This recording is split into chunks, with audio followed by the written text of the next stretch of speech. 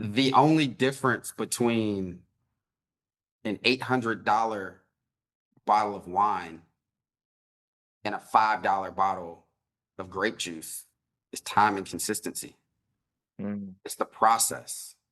That same grape, if you give it time and process and ferment it and you're consistent in the process, in the distillation process, then you're going to see something much more valuable than that grape that just gave up and was like, all right, I'm done. Just crush me now and drink me. So I think it's the same way with our journey and our process. So if you want to sell out and be a quick cup of grape juice, then cool, that's fine. Grape juice has a place. It has a value. That's cool. But are you going to be a bottle of wine? I'm Michael A. Blunt, Executive Mindset Coach, and welcome to Wealthy Minded, the podcast for elite men who are looking for success beyond the money. Today I have with me Riah Greathouse. We actually went to college together and reconnected a few years ago when he reached out to me to join my Executive Mindset private coaching. We've been unstoppable and 10x partners ever since. Riah is also one of Georgia's most respected lawyers. Having begun his career prosecuting violent crimes as an assistant district attorney, he then joined a national plaintiff's firm and eventually launched his own practice, Greathouse Trial Law, a personal injury firm serving clients across Georgia. In addition to that, Riah is also licensed to practice law in the states of Arizona, Georgia, Texas, and Missouri, and is a member of several nonprofit boards. He has a certificate in negotiations from Harvard Business School and has been recognized by National Trial Lawyers Top 40 Under 40, Georgia Super Lawyers Rising Stars, and Law Firm 500 for building the nation's fastest growing small law firm in 2020. To date, his team has recovered well over $100 million. Riah, it is good to have you here. Before we dive in, I wanted to ask you to bring up a memory. And I want that memory to be of your grandfather. You've spoken about your grandfather being an inspiration to you. Can you tell us a little bit more about him? Yeah. So my grandfather, he passed probably when I was 7, 8, 9 years old. But what I remember about him and his legacy from what people have told and even just my own recollection, I mean, he was just a force. He was a pastor during the civil rights era, marched with Dr. Martin Luther King Jr.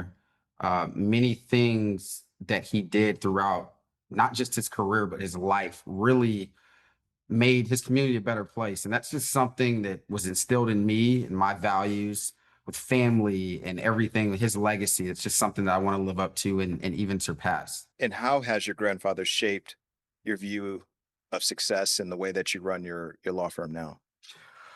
Well, you know, the first thing that he was a man of God. He was Mm. a pastor of a church in Atlanta, as I said, in a historical church. And it shaped me because it taught me, it instilled in me, obviously, to put God first in my faith and everything, my beliefs, and to understand that I'm here for a larger plan.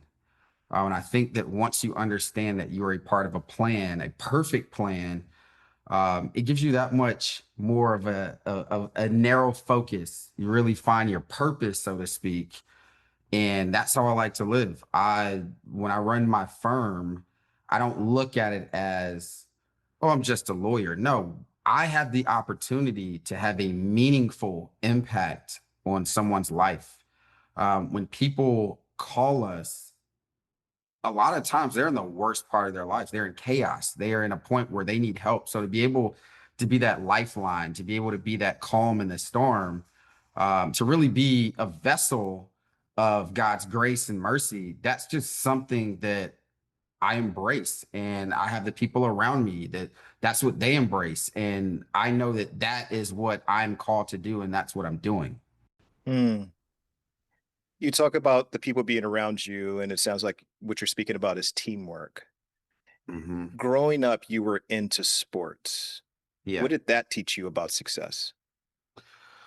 Well, there are a few things with team sports. I always tell everyone, if you want to run a business, a lot of the leadership values that it takes, I learned it from sports. I learned it from playing on a team. A team is a group of individuals. And I'm also very intentional when I talk about my team at work, that my employees, I never refer to them as my employees or even my family. We're not family, we're a team. Because what a team is, it's a group of individuals who are seeking to accomplish one goal, where everyone's on the same page. If it's professional sport, we got to win the championship. We got to do with ours, it's we want to provide the best service. We want to get the most recovery. We want to do right by our clients. So you have those individuals with that one goal in mind, and everybody has a position to play. Everybody doesn't do the same thing. Everybody doesn't have the same skill set, and that's okay. But as long as we have the same mindset of what we're trying to accomplish, I can work with that. And that's Mm, something that you see, I'm thinking back to baseball is my favorite sport. And I'm thinking with my little boy, where you have someone who may be faster than others, or they may be a better hitter, or they may be a better catcher, where they all fit in their positions and they all bring something else different to the team, but it has to be, you know, that cohesion to where it fits for us to accomplish our goal. And that's the way I run my business, the exact same way. And if you don't want to win, if you're not willing to fit into that program, then you're not for us. And that's okay. You might be really great for somebody else, but we had to understand what it is we're trying to accomplish and how we can fit the puzzle pieces to give us the absolute best team possible. mm.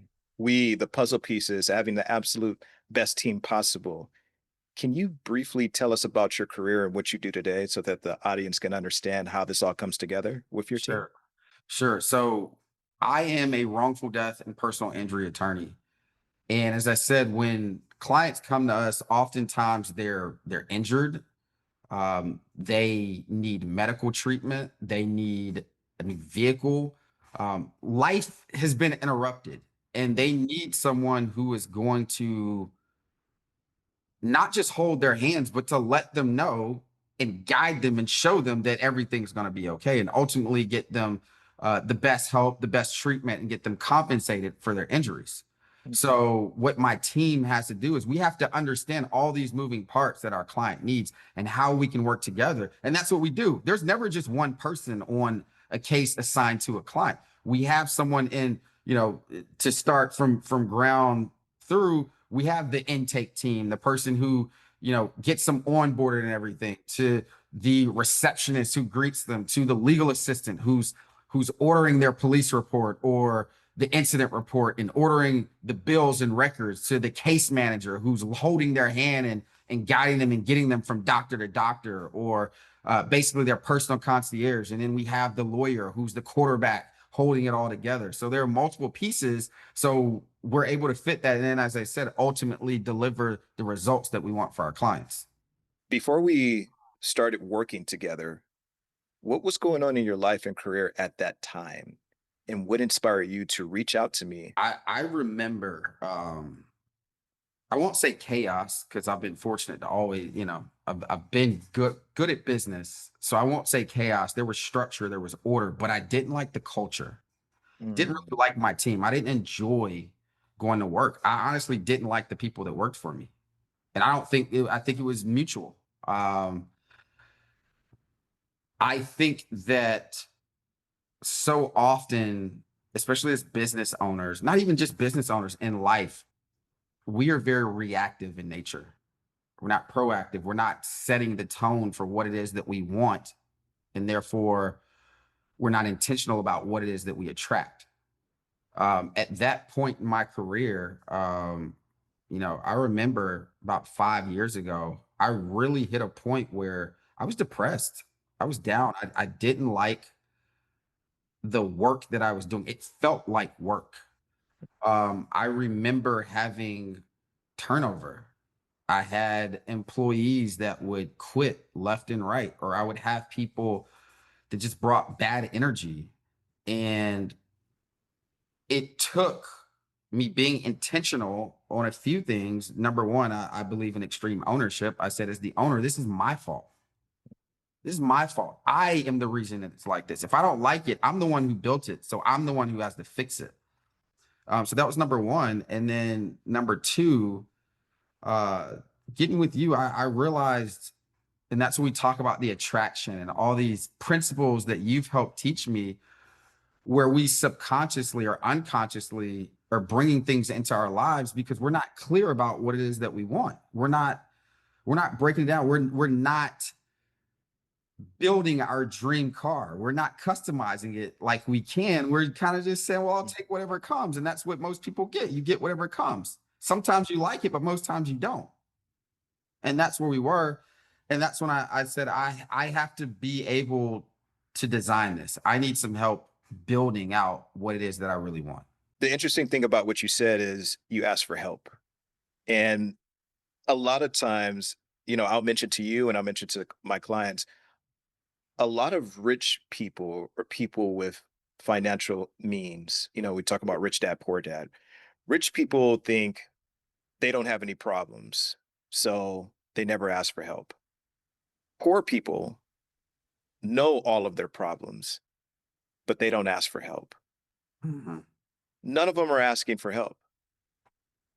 And so my question to you is, how did you become so aware? And the stat that I'm going to give you is this: 95% of people in the United States believe that they're aware. There are only 10 to 15% that are actually aware. Yeah. So for you to reach out and for you to have had your first million, when did you get your first million? How many years in? Probably 3 years in. 3 years in. So you were already successful before we already met, financially successful, Yeah. but you reached out for help. Why did you do that knowing that you were already successful and that you didn't need me, but you wanted me in order to help you get to where you needed to go? I'll put it in sports since I know we brought that up a little earlier, but if you notice, Tiger Woods had a swing coach for many years. A lot of these athletes, I know Venus had a coach. Michael Jordan had his personal coach. If you have all of these, superstars that understand that they have to have a team around them, people to push them and see their blind spots and to help them with the things that they can't see, then why wouldn't I do the same? I think that there are a lot of people who lose a lot of money because of their ego and their pride. Just like I Mm, tell my team and I tell people around me, vulnerability and honesty goes a long way with me. And I think that that's what I had to do in my ego, was to be honest and saying, yeah, there's a lot that I know, but there's a lot that I don't know. mm, One of the things, even with clients in our marketing and our messaging, we tell people, look, we're great at personal injury because it's all we do. It's what we do. It's all we do. We don't handle bankruptcy. We don't handle, divorce and so forth, because I understand that that's not what I'm good at. I don't know it. I don't know that area. And I think that so often in life, we expect ourselves to be good at everything. It's okay. We don't have to. So I think that that's something that always stuck with me from the beginning. Know your lane. It's mm. cool. Give yourself some grace. It's okay. Know the things you know and be aware that there are things you don't know. Because the faster that you get to the point of understanding that, then the faster you can go and find the people who do have the answers. Mm. So that's how I always thought about that. We talk about sometimes in the coaching that there's two different versions of you. There's the version of you, if we take you, for example, that is successful, but hasn't put in the work, Mhm. hasn't put in the mental behind the scenes work. So you're going to continue to be successful, but it's going to be at a slower pace. And then there's a version of you now that is also successful, but you've put in the mental, the emotional, the spiritual work, and now has 10x'd where you were from that period 3 years ago when we first started working together. Yeah. What are some of the practices that you put in place that has expanded the gap between that guy who is going to be successful regardless? Because we always Mhm. talk about in sports analogy, Kobe was going to be Kobe regardless of what we did. Was he going to be Mamba? That all depended on him. Was he going to be Kobe, the talented basketball player who made it in the league? Of course. Was he going to be a Hall of Famer that had 5 rings? Yeah. Maybe not. It depended on his work. So, what are the practices that expanded that gap between that version of you who was talented enough to get into the league, between there and what you're doing now? What are some of the things that you are practically doing that you can give advice to these elite men to not only continue to excel financially? That I think that's just standard par for the course at this point, Yeah. but also mentally and spiritually. Well, I'm not going to steal your thunder because I know you have your C3 method and everything, but that's what it is. The number one, that awareness, it starts with the decision. Mm, It started with the decision where I said, I want more, I want better. mm, It started with a conscious choice, just saying there's got to be something else better than this, and I'm going to find it. mm, For that decision, that awareness, that consciousness to say, I want more. mm, That's where it started. And then it continued on to what does more look like? mm, And I was clear. It's like it says in the Bible, make it plain. Or wherever you subscribe to, if it's not the Bible, or wherever, vision board or journal or wherever, write it down, make it plain. Business plan, make it plain. mm, Detailed. What's your vision? What do you want? And then I think that, of course, there are a bunch of parts in between, but you say to highlight the three, of course, that's it. The awareness, the vision, and the last one is the consistency. mm, That's the difference. I don't see a little bit of success and say, Mike, I'm good. This is an everyday process, showing up every day, every single day, working on your craft. I've worked on my business every single day, mm, Saturday, Sunday, whenever it's worked on. Now, it's not the traditional, you say, oh man, what about your family? What about, I have plenty of time for my family. I have plenty of times for amazing things because when I'm working on myself, that is me still working on my business. When I'm happy in being with my family and enjoying that, that is helping me with my business because it makes it clear on what my purpose and what my joy and everything is. And I'm just consistent. And it's cyclical. Once you get in there, you get into the zone. It's like autopilot. But consistency is what makes it different between me and anybody else. mm. What I heard from you is maxing your potential, Maximize re- it. Yeah. reaching your full human potential. And you mentioned your wife, and I happen to know your wife, a beautiful wife. And I also happen to know that you have 2 dogs. You have the white picket fence, the amazing son, and you're a multi-millionaire. When does that become enough? When is enough? So that's a great question because it goes to your purpose. My purpose isn't just to make money. Mm, My purpose is to have as many meaningful interactions with as many people as possible. mm, So when will it be enough? I don't know. I guess that when I take my last breath, it's been enough because I feel like as long as I'm here and have that purpose, it's to make everybody else around me better. Now, the byproduct of that, because I think that money is nothing more than a tangible exchange of value. I have money because I've given value. So then the true answer is, well, when do you want to stop giving value to people? I don't. mm, I don't ever want to stop giving value to people. Therefore, I'm always going to make money. mm, You get how that all just ties in together. So a lot that's what I tell new business owners. I want to make the money. Well, focus on your craft, focus on being good, and focus on solving a problem. I always tell my son there are two ways you're going to be rich in this world, if unless you're born rich. You either solve a problem or you tell a great story. mm, If you can do both, then I mean the sky's the limit. But it's usually one of those two things. You look at an athlete, they're telling a story, they're entertaining you. But you look at all these multi-billionaires, the Elon Musk, the Jeff Bezos, those guys, they solved a problem. So it's like asking them, when is it enough? When do you want to stop money? They don't, because that means I'm no longer solving problems. mm. So those are just my thoughts. Yeah, I mean, you talk about consistency, you talk about maxing out your potential, you talk about having it all is really what you're getting to, and which is the premise and the platform of the Wealthy Minded podcast, Yeah. is looking for success past financial gain and past the money.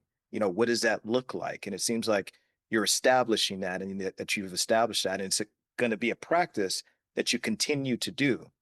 Hmm. But my question is, what are some of your limiting beliefs that have held you back in life and that today you're still struggling with this mindset that you currently have, with the wife, the kids, the interaction, the value, all the wonderful things that you said? What are some of the things that you're still struggling with?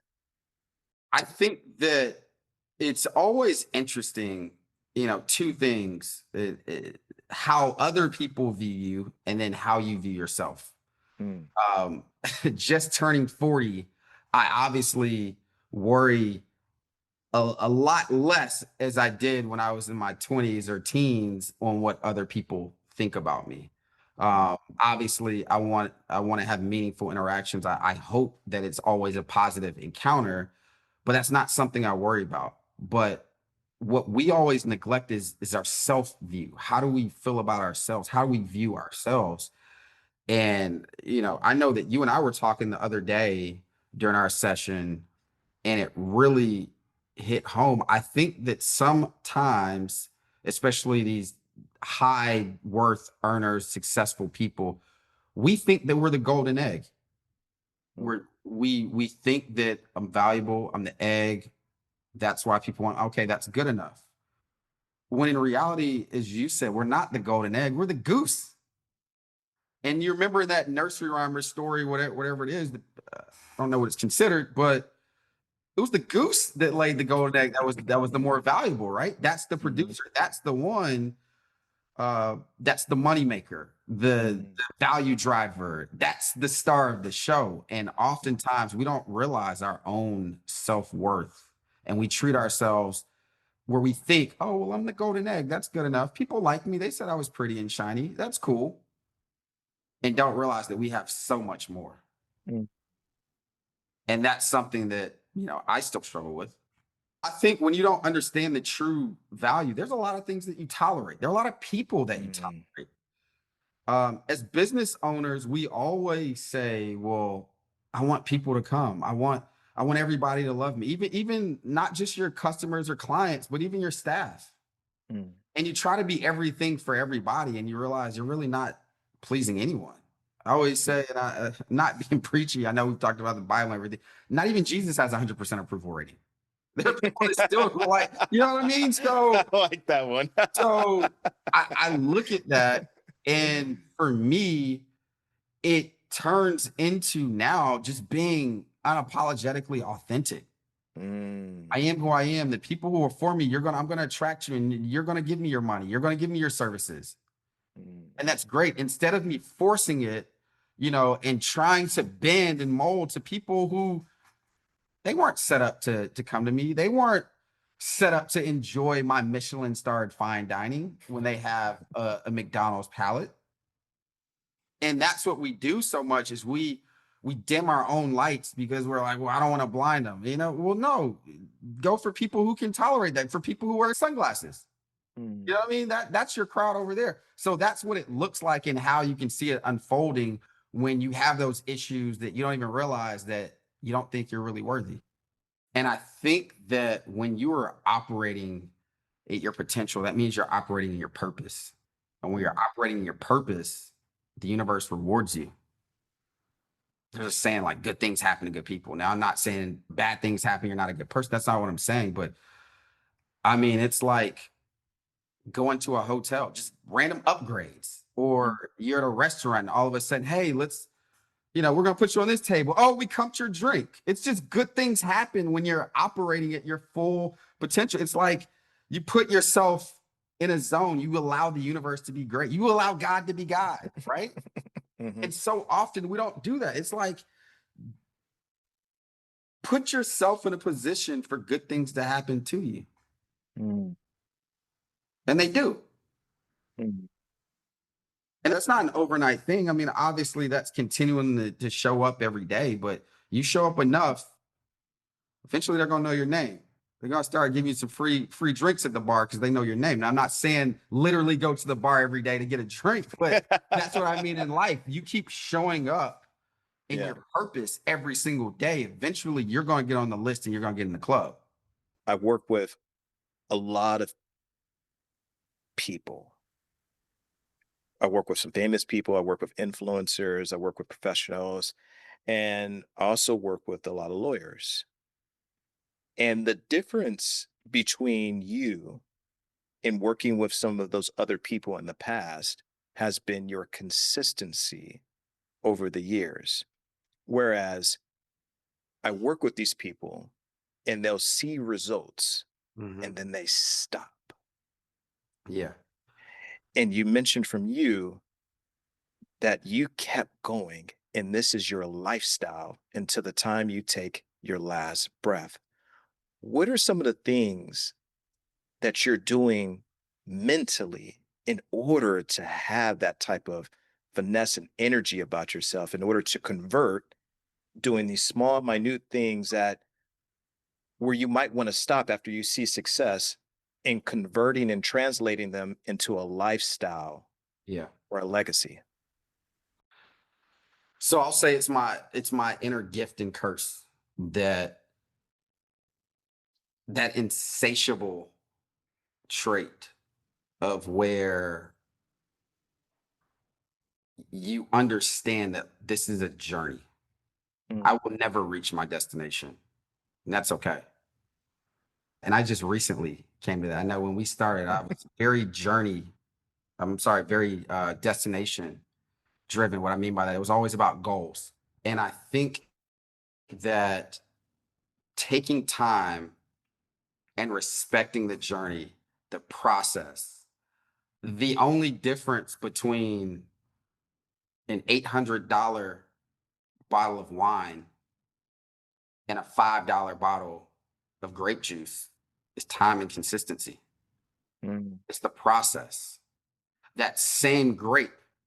And now, if you're a wine person, don't call me out if I'm wrong on this. It works in my head. So, that same grape, if you give it time and process and ferment it and you're consistent in the process, in the distillation process, then you're going to see something much more valuable than that grape that just gave up and was like, all right, I'm done. Just crush me now and drink me.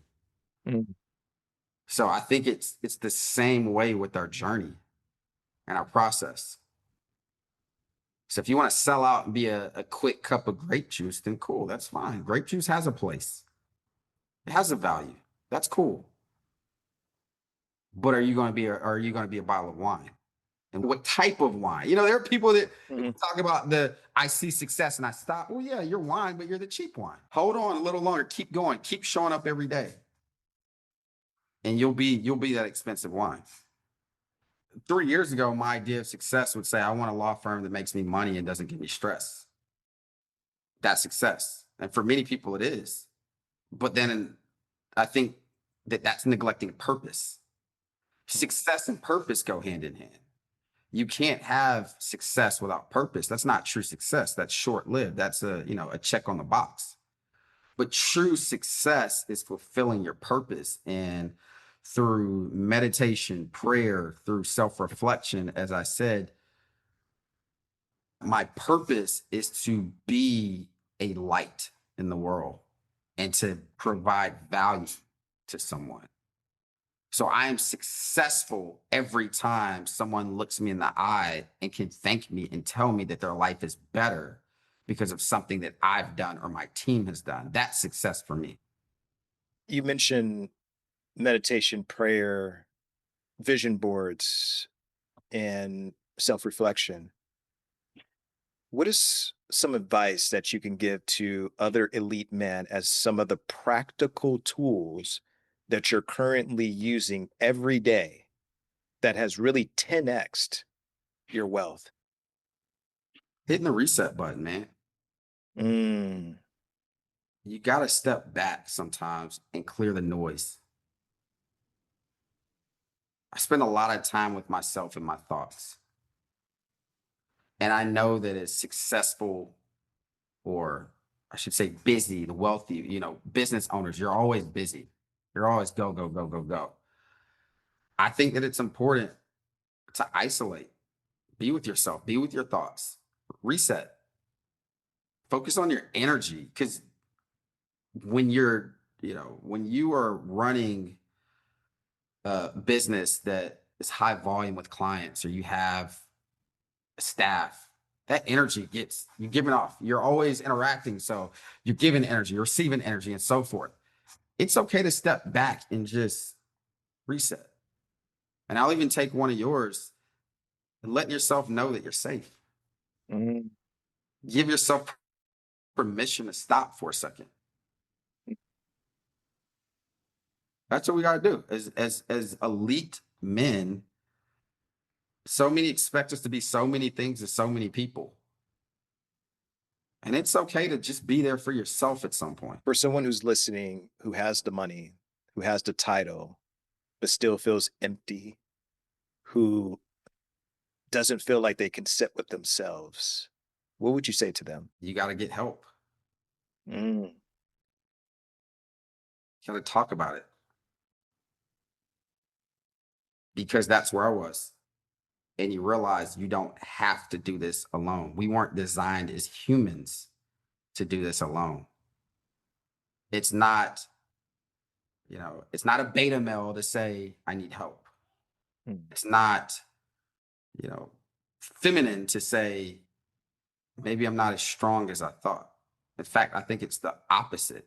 I think that to have that self-awareness and that vulnerability, you can unlock a new level and realize that there are more tools around you than you realize. What I mean by tools, I can mean people, Mm. the coach, the mentor, the friend, the companion, the wolf pack.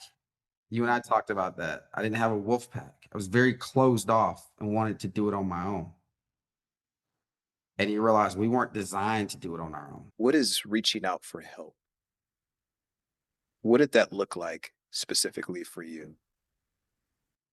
So I'll tell our story. I mean, it won't even be in abstract. I'll just be very practical. What it was for me is I've always worked with business coaches. And I realized I'm very good at business. But obviously, as I talked about the revolving door, the culture, there are many things that are not as simple as saying, well, I got an MBA or I got a business coach, we can fix it. There are other things. And as I said, dealing with the mental health component, for one, I've always been a proponent of mental health. I have no problem with it. I have a therapist. I always tell people, I have a therapist, I have an energy coach, and I have a pastor. Like, that's how much I am not ashamed to say that, because I'm Yeah. caring so much. That is my team. Yeah. Um, but I remember knowing that I needed to make a change. And because of the way that the universe works, when you make a conscious decision, and you and I have been connected, we've been connected for what, since 2004. We've known each other. So over 20 years.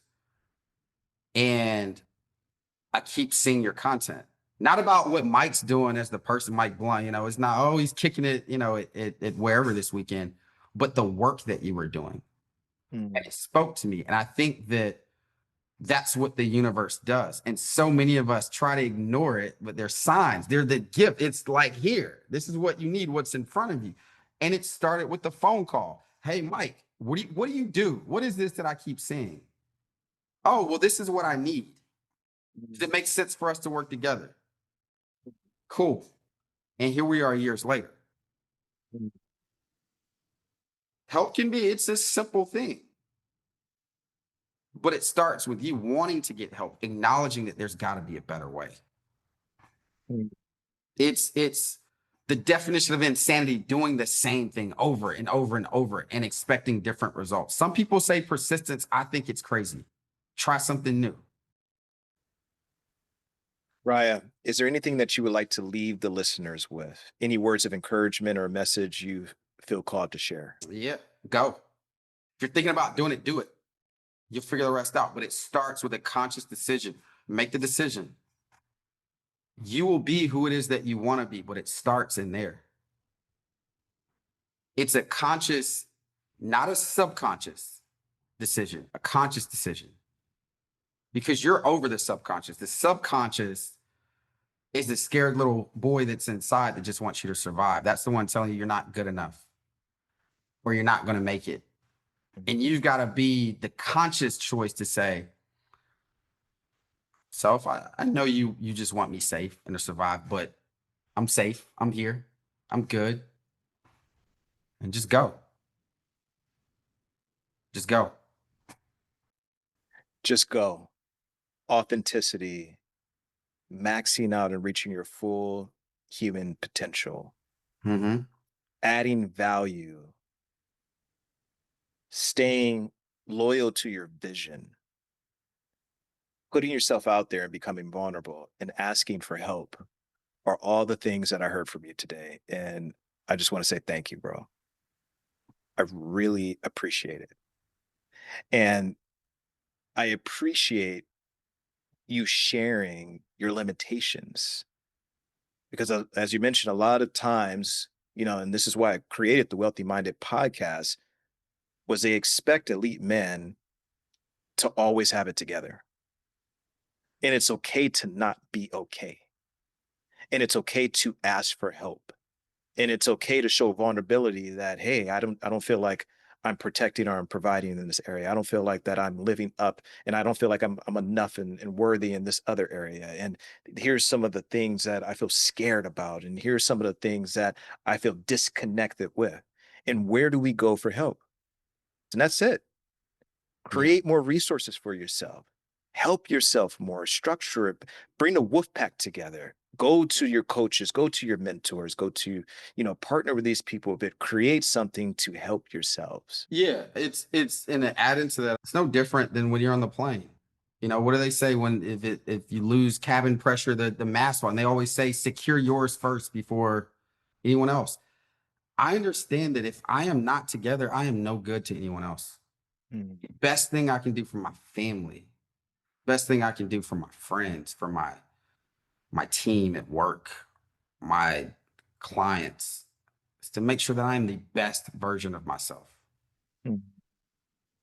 It's not selfish to say I put on my mask first. No, I'm putting myself in a position so that I am not part of the problem, but I'm part of the solution.